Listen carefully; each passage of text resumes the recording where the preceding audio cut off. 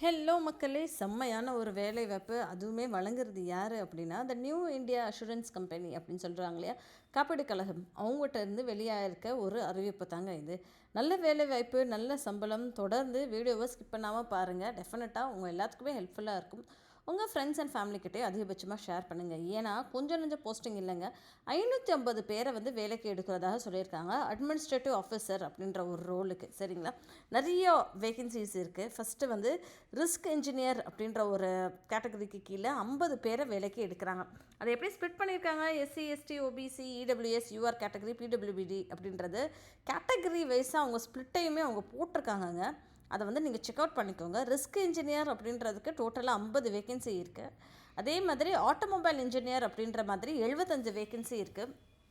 Legal specialist அப்படின்ற ஒரு வேகன்சிக்கு 50 பேரை வேலைக்கு எடுக்கிறாங்க. அக்கௌண்ட் ஸ்பெஷலிஸ்ட் அப்படின்ற ஒரு வேகன்சிக்கு 25 பேரை வேலைக்கு எடுக்கிறாங்க. ஏஓ அப்படின்ற ஒரு வேகன்சிக்கு 50 பேரை வேலைக்கு எடுக்கிறாங்க. ஐடி ஸ்பெஷலிஸ்ட் அப்படின்ற வேலைக்கு 25 பேரை எடுக்கிறாங்க.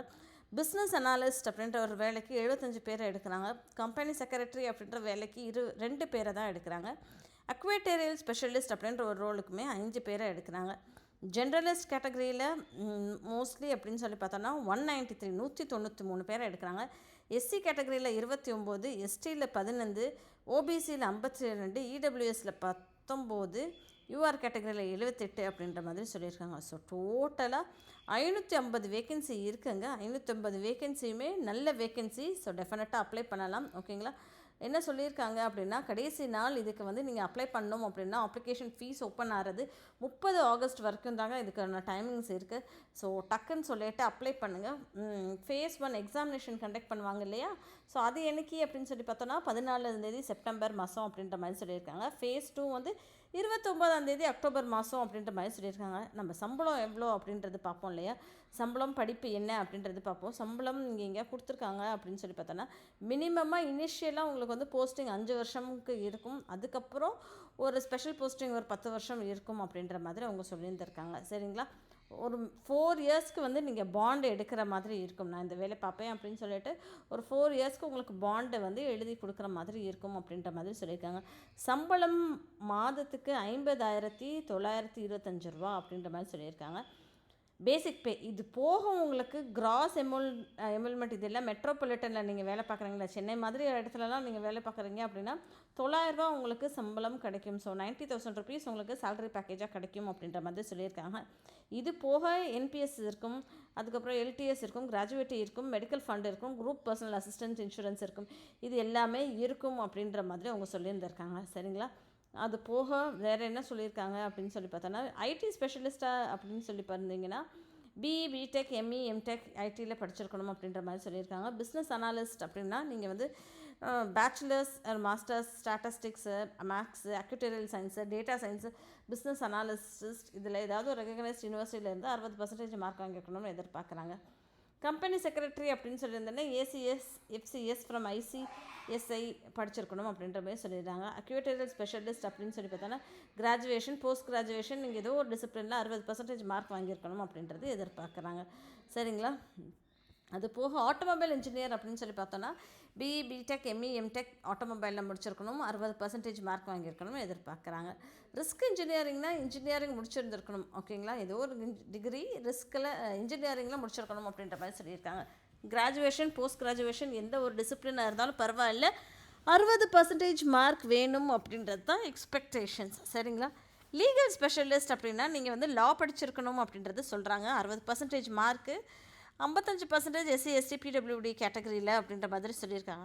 அக்கௌண்ட் ஸ்பெஷலிஸ்ட் அப்படின்றதுக்கு சார்ட்டர்ட் அக்கௌண்டன்ட் ஐசிஏஐ படிச்சிருந்துருக்கணும், காஸ்ட் அண்ட் மேனேஜ்மெண்ட் அக்கௌண்டன்ட் வந்து முடிச்சிருக்கணும் அப்படின்ற மாதிரி சொல்லியிருக்காங்க. எம்பிஏ படிச்சிருக்கணும் அப்படின்ற மாதிரி சொல்லியிருக்காங்க. ஏஓ அப்படின்ற ஒரு கேட்டகரிக்கு MBBS MD MS or PG medical science படிச்சிருந்துருக்கணும், பிடிஎஸ் ஆர் எம்டிஎஸ் படிச்சிருக்கணும் அப்படின்ற மாதிரி சொல்லியிருந்திருக்காங்க. சரிங்களா மக்களே, ஸோ மோஸ்ட்லி ஹோமியோபதியும் எலிஜிபிள் அப்படின்ற மாதிரி அவங்க சொல்லியிருந்திருக்காங்க. வயது ஏஜ் ரிலாக்ஸேஷனும் கொடுத்துருக்காங்க. எஸ்சி எஸ்டிக்கு 5 வருஷம் ஏஜ் ரிலாக்ஸேஷன், ஓபிசிக்கு 3 வருஷம் ஏஜ் ரிலாக்ஸேஷன், பிடபிள்யூபிடிக்கு 10 வருஷம் ஏஜ் ரிலாக்ஸேஷன் கொடுத்துருக்காங்க. ஸோ அந்த கேட்டகரியிலையும் நமக்கு வந்து அட்வான்டேஜபிளாக தான் இருக்குது. சரிங்களா, வேறு என்ன கொடுத்துருக்காங்க அப்படின்னா பிடபிள்யூபிடியில் என்னென்ன வரும் அப்படின்ற மாதிரி சொல்லியிருந்திருக்காங்க. ப்ரிலிமினரி எக்ஸாமினேஷன்ஸ் இருக்கும் அப்படின்ற மாதிரி சொல்லியிருக்காங்களா. ஃபேஸ் 1 அதாவது அதில் என்ன கேட்பாங்க அப்படின்னா இங்கிலீஷ் இருக்கும், ரீசனிங் எபிலிட்டி இருக்கும், குவான்டிடேட்டிவ் ஆப்ஸ் இருக்கும் அப்படின்ற மாதிரி சொல்லியிருக்காங்க. இங்கிலீஷ் லாங்குவேஜ்க்கு 30 கொஷின் 30 மார்க்கு 20 நிமிஷம், ரீசனிங் எபிலிட்டிக்கு 35 கொஷின் 35 மார்க்கு 20 நிமிஷத்துக்கு கேட்போம் அப்படின்ற மாதிரி சொல்லியிருக்காங்க. குவான்டிடேட்டிவ் ஆப்டிடியூடுக்கு 35 கொஸ்டின் 35 மார்க்குக்கு 20 நிமிஷத்துக்கு கேட்போம் அப்படின்ற மாதிரி சொல்லியிருக்காங்க. அது வந்து ஹிந்திலையும் இருக்கும், இங்கிலீஷ்லேயும் இருக்கும் அப்படின்ற மாதிரி அவங்க சொல்லியிருந்திருக்காங்க. சரிங்களா மக்களே? அடுத்தது மெயின் எக்ஸாம் அப்படின்னு சொல்லி பார்த்தோன்னா ஜென்ரலிஸ்ட் கேட்டகரிக்கு ஸ்பெஷலிஸ்ட் கேட்டகரிக்கு அப்படின்ற மாதிரி 2 மாதிரி பிரிச்சுருந்துருக்காங்க. ஜென்ரலிஸ்ட் கேட்டகரிக்கும் ஸ்பெஷலிஸ்ட் கேட்டகரிக்கும் ஒன்றுமே பெருசாக வித்தியாசம் இல்லைல்ல. 5th ஒரு 40 மார்க்குக்கு வந்து ஸ்பெஷலிஸ்ட் கேட்டகரியில் வந்து ஸ்பெஷல் ஸ்ட்ரீமில் வந்து டெக்னிக்கல் ப்ரொஃபஷனல் நாலேஜ் இருக்கா அப்படின்னு செக் பண்ணுற மாதிரி ஒரு 40 கொஸ்டின் எக்ஸ்ட்ரா கொடுத்துருக்காங்க. சரிங்களா? அதுதான் டிஃப்ரென்சஸ் இருக்குது, மற்றபடி எல்லாமே சேமாக தான் இருக்கும் அப்படின்ற மாதிரி சொல்லியிருக்காங்க. இது 2லேயும் செலக்ட் ஆகிட்டிங்கன்னா உங்களுக்கு வந்து ஃபேஸ் 3 வரும். அதில் வந்து இன்டர்வியூ நடக்கும். அந்த ஃபேஸ் 3 இன்டர்வியூவில் உங்களுக்கு வந்து ஷார்ட் லிஸ்டட் கேண்டிடேட்ஸ் எல்லாத்துலேயுமே அவங்க வந்து இன்டர்வியூக்கு கால்ஃபார் பண்ணுறாங்க. அதுக்கப்புறம் வந்து வேலைக்கு எடுப்போம் அப்படின்ற மாதிரி சொல்லியிருந்திருக்காங்க. சரிங்களா மக்களே?